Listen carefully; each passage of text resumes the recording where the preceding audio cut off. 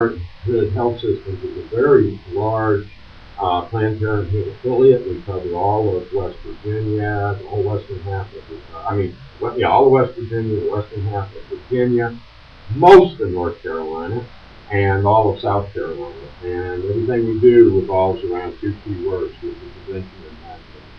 And I've been in human services for a long time, and I am thrilled. I've been with Planned Parenthood only since April. The greatest organizations I've had the pleasure to be involved with for 37 years. So I'm going to just sit down and we'll introduce the team members will introduce themselves as they get up. And Melba, you're going to start it off. Hi, I'm Melba Houston. I'm one of the volunteers here at Charlotte. I am in my second year as chair of the Friends of Planned Parenthood, which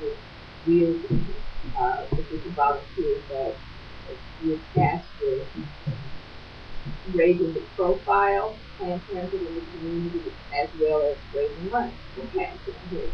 And so I work closely with staff and with the affiliates to do things to let people know about what we're doing, and we have fun so that we can expand our program and access.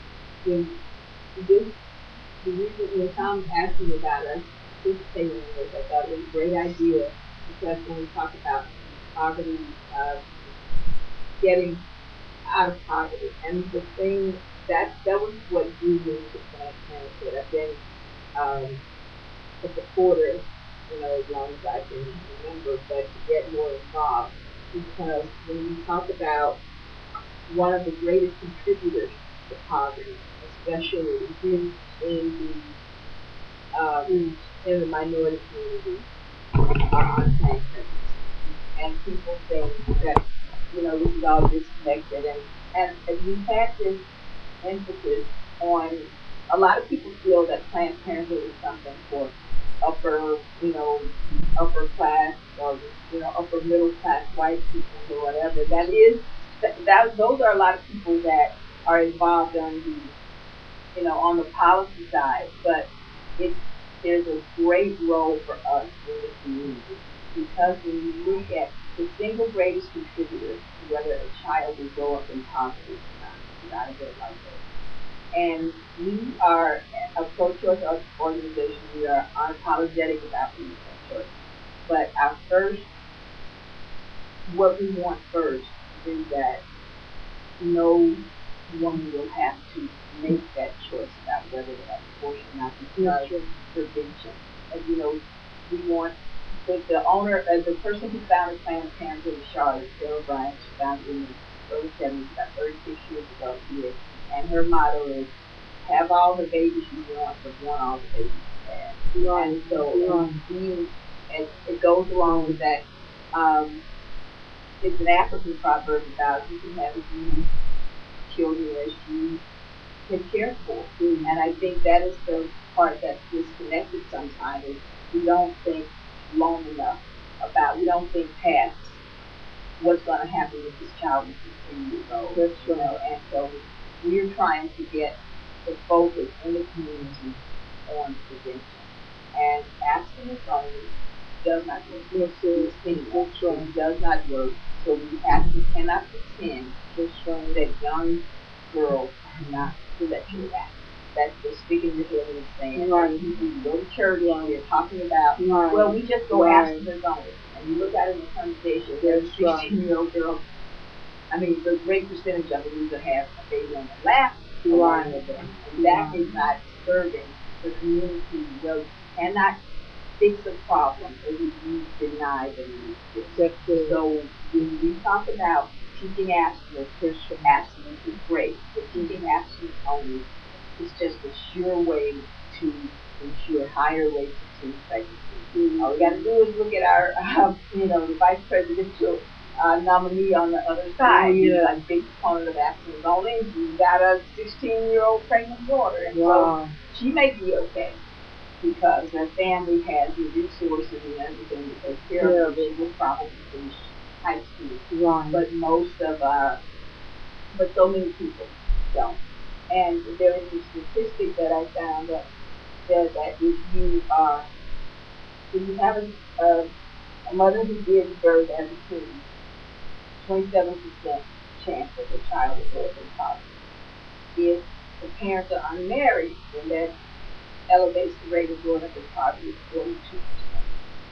And if the mother dropped out of high school, then those two things are 64% of the child will grow up in poverty. Yeah. And we are serious about ending poverty. The first thing we can do is try to make sure that 15-year-olds aren't getting pregnant and having babies and dropping out of high school, because there's just a chance that that child will also get pregnant and drop out of high school, and you perpetuate the circle.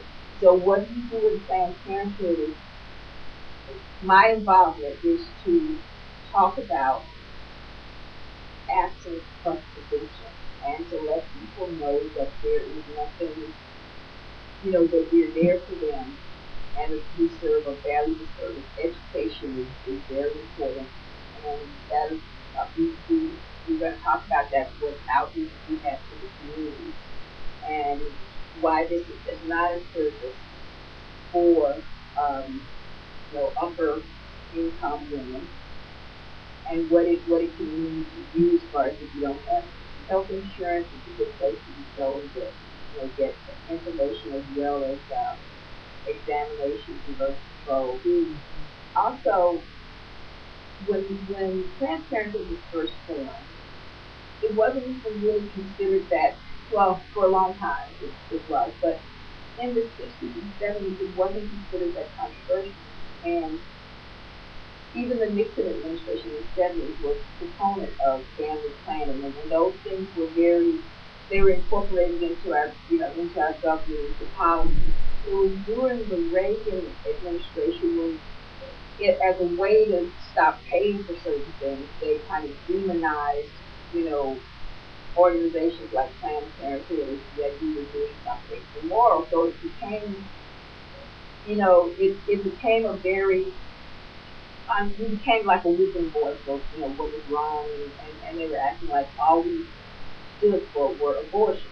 And so we kind of lost that argument about pushing what we were for, and how we prevented was the first step.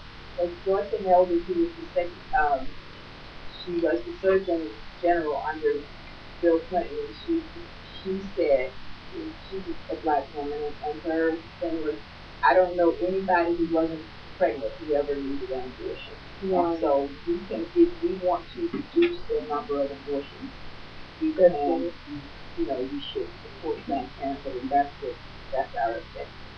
So that's my overview of why I'm involved, and I hope you all will get involved as well. Thank you.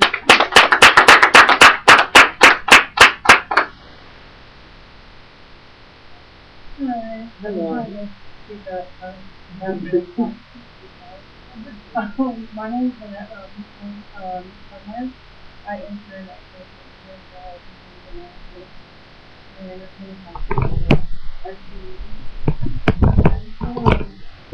so the unions that are leading women are for different areas of knowledge and for women 30 to 59 and HIV. And that's more so because HIV is included, and they should have contacted it younger. So how is the STD done? Placing a person whose body was given with blood, vaginal secretion, or breast milk, and then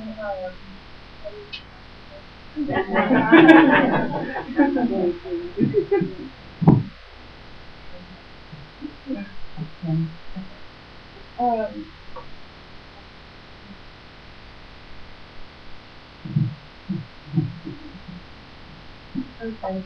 So STDs are spread from the person,